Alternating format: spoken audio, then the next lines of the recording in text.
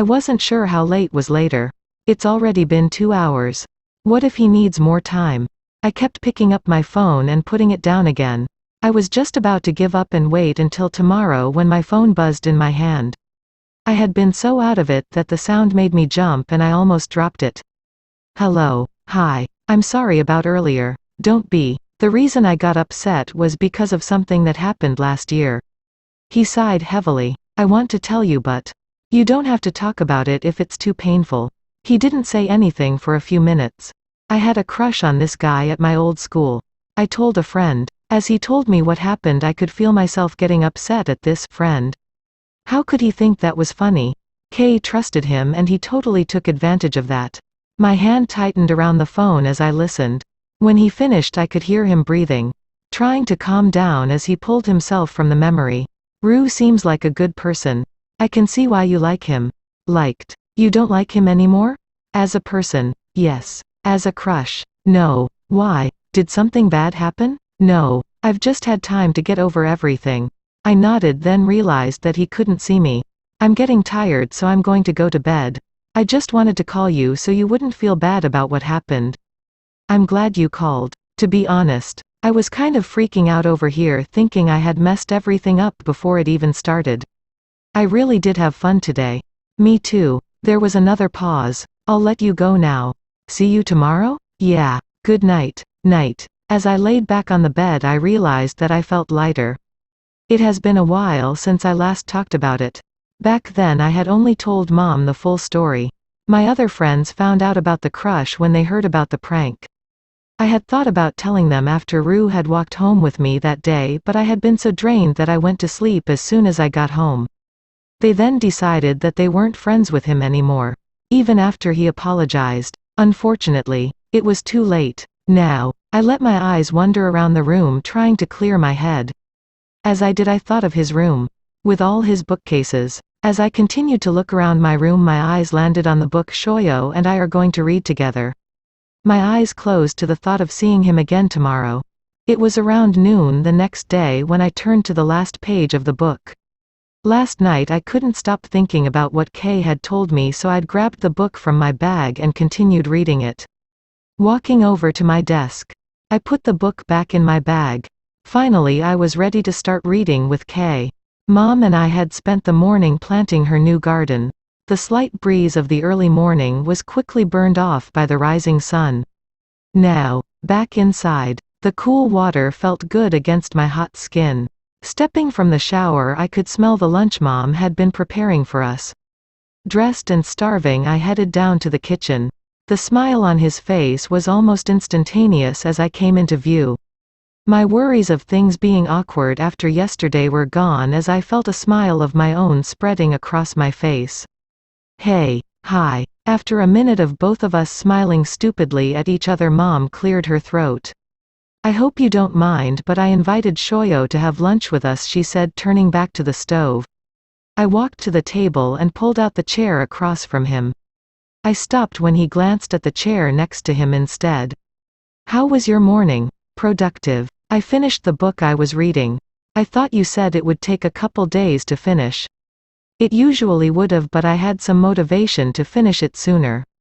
His cheeks flushed as he looked down at our hands. I didn't realize that I had taken his hand in mine. I started to panic a little when he began to pull away. He lightly bumped my knee with his and I looked up. He shifted his eyes and I followed them. Mom had turned around and was looking at our hands. Do you need some help? I stood and walked over to her. After we had all eaten, Kay went to his room and grabbed the book for us to read together. I waited outside on my hammock. Hey. I opened my eyes confused. Not expecting his voice. Kags? What are you doing here?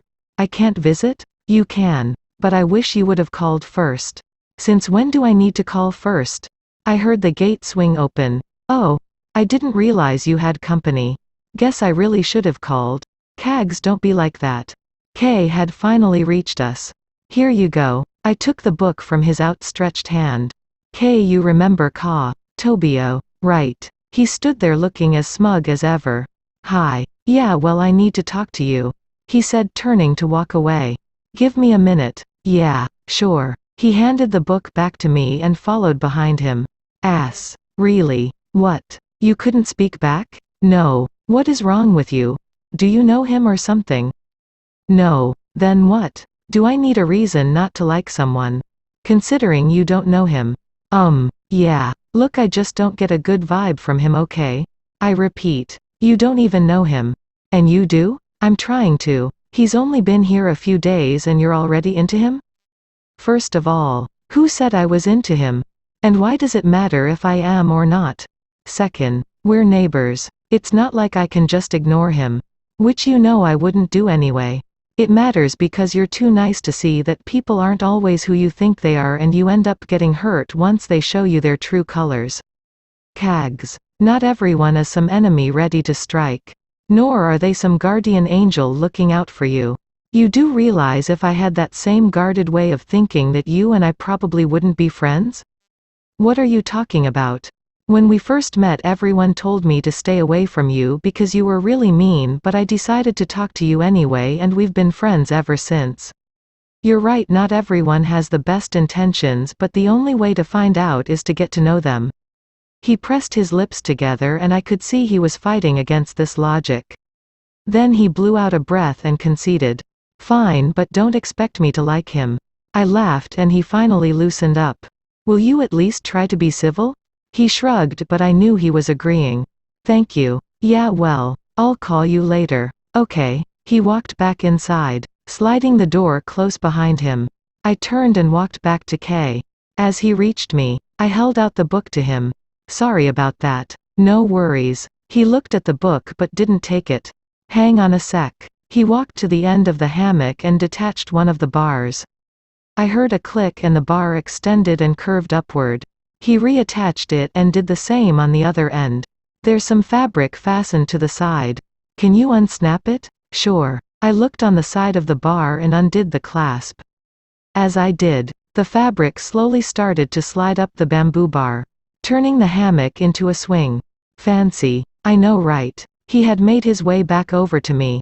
It was a birthday gift from my parents. Before, I would grab a blanket and some pillows when I wanted to come out here. I nodded, still looking at the swing. I noticed it was the same cream color of the chaise lounge in his room. 1 second, I'll get the cushion. He walked to the porch and opened a chest that sat against the wall. Once he was back, he unfolded it and placed it in the seat of the swing. There. All done. After sitting down, he patted the spot next to him. I looked at him warily. Don't worry, it's stronger than it looks. Slowly, I sat down on the swing. This is my first time using it this way. How come? He shrugged. There isn't any specific reason. What about when your friends come over? We usually either sit on the back porch or in my room. Depends on the weather. I nodded, looking at the teak furniture on the porch. You ready to start? Yeah. I scooted closer to him and opened the book to the first page. I could feel myself getting excited about finally being able to read it.